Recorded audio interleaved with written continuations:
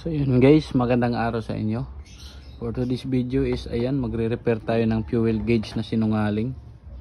Ito nga yung aking fuel gauge. Ito yung aking tangke, ano. Walang laman. Pero sa gauge, kalahati pa. So ang issue nito is ito, yan. Ito yung kanyang floater, ayan oh. Ito yung nakalubog sa tangke ng diesel. Pag yan, lulutang yan pag may laman yan. Tapos dito yung reading, dito yan. Ang issue nito, kahit andito siya sa empty, ang reading niya andito sa kalahati. Yan, kaganyan. Dito, ito wala nang reading tong side na to. Ang reading niya lang kalahati hanggang full tank. Bali, sira na ito. Naghanap ako nito sa mga auto supply. Meron 1.4, pero i-convert mo rin kasi hindi rin tugma. Wala ring buong ganito.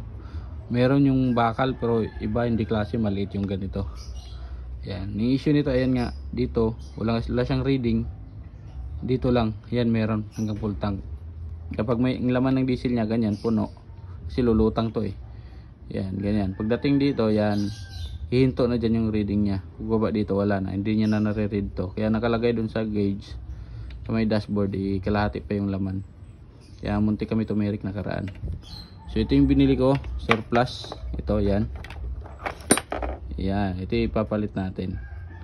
Bali, ko-convert lang natin siya. Ayan, dito ko siya ilalagay. Yan, ito tinimpla ko na lang din to. Ayan yung kanyang sukat ng diesel, no? Pag empty. Tapos pag may laman, yan, tataas siya. Ayan yung kanyang sukat. Yan, bali tinis ko na to sa multimeter, goods to.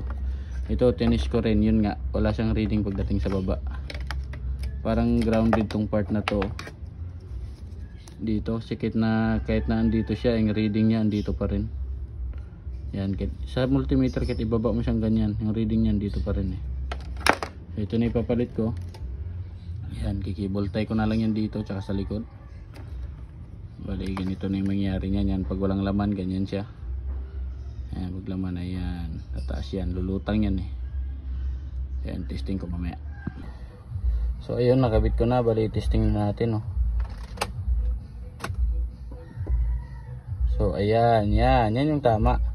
Bali, nagkarga ako ng 1K tapos 200 kahapon. Ayan, yan yung tamang reading, hindi yung kalahati o lampas. So ayun lang, bye bye.